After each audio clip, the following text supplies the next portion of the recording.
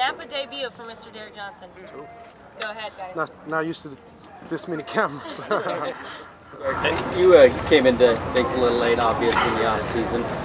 Since the time you got here and now, you feel like you're up to speed and you're fully ready to go, or you feel like you're still processing out? It's always going to be a process for me, just because I came in so late. But I'm a veteran. I've been in the league it's my 14th year, so I'm catching up pretty fast. So today I moved around pretty good, and for me it's a mental game. So that's going up.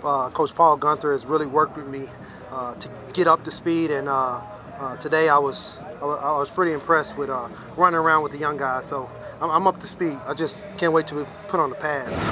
How is he as a teacher, Paul? As a teacher, Paul Gunther is he's a very fast talker. So at times I'm like, hold on, slow down. But he knows I get it, and he's a mastermind when it comes to disguising different defenses, overloading one side, showing a certain look, but playing 3 and 4 different coverages out of the same look. It's pretty interesting, and since this game is so mental to me now, I'm loving it. It's like being a coach on the field, and I just want to learn it just as well as Paul Gunther knows it, just so I can direct, be a coach on the field. That's my goal. Derrick, do you feel you have something to prove with this new start? You know what? Playing football, you always have something to prove. Always. And when you get to that moment, that point where you don't really have nothing to prove, it's time to leave the game. I haven't won a championship. That's what I'm chasing. That's the ultimate goal. I don't want to put anything in front of that. And today's the first day of training camp, so we got a long way till we talk about championship. But that's got to be the goal. That's got to be the reminder of why we do what we do out here on the field. Now, are you one of those players who would say Chiefs week, that's just one more game out of 16 in the year, or will you admit like that's going to be a big deal for you? No, it's just 1 week, but everybody knows I've played there for a while, so we'll get to that when we get to that. Derrick, I've played with a lot of different coaches. What makes Jon Gruden practice different than others have been? Man, Jon Gruden's a special coach. He's kind of like a player on the field. He's very energetic. He's loud. He's talking noise. He's talking trash. He's a guy that he wants to win. You can see his passion. And as a player, I can appreciate that. He's all in.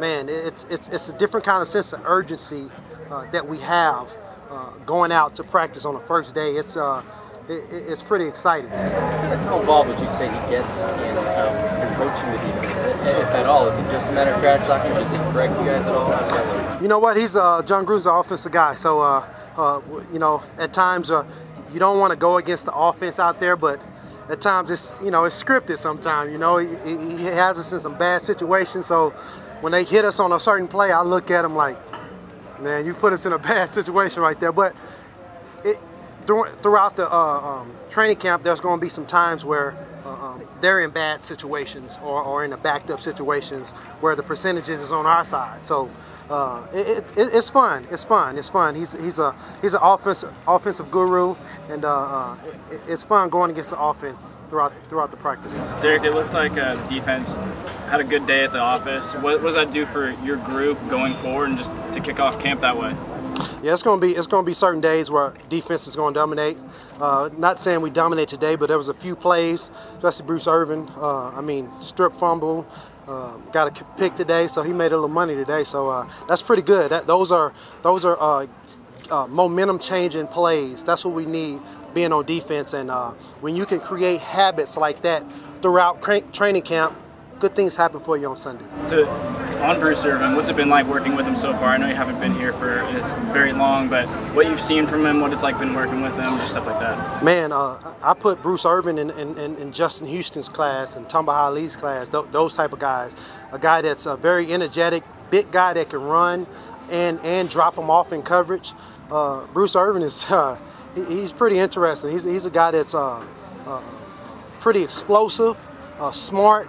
I mean, I've known him because he's in the same conference, so I've known him for years. But to actually witness it on the field, he's a pretty special guy. Speaking of edge guys, and I know players don't talk about other players' contract issues, but you've seen Khalil Mack for a couple years. When you look at the way this defense operates and what you've seen from Irvin, what kind of juice will he add when he gets here?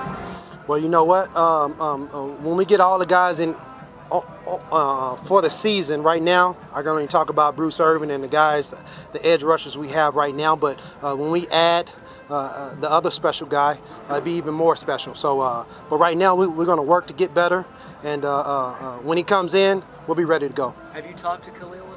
No, I have not. Derrick, what have your impressions been so far of Markel Lee, another young guy who plays in the middle? Say that again? Markel Lee, what have your impressions been so far of Markel Lee, another young guy who plays in the middle? Say that name again? Markel Lee, 55, linebacker Markel. Markel, I got you. You said it weird. Okay, Markel, yeah, that's my guy.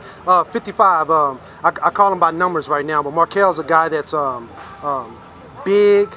I mean, looks like Tarzan. I mean, he's very shredded up. I mean, tall, can run. Smart guy. Me and him have been switching in and out on base, and then on nickel I will come in. So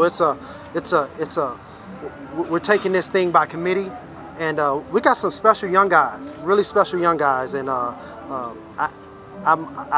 always putting that coach's hat on when I see certain things out there. Not that I have the defense down packed, but there's certain things on the field where you say, "Hey, Markel, do this next time," or "This will be easy on you," or "Take your chance right here because you have the freedom to." A couple more guys. The Raiders have a history of giving guys second chances. Do you think you fit into that category?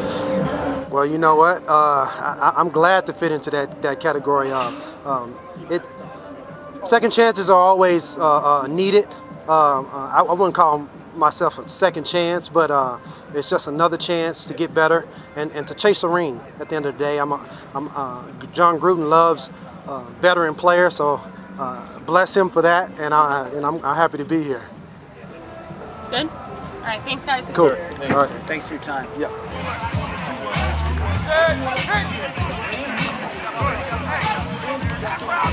1 minute!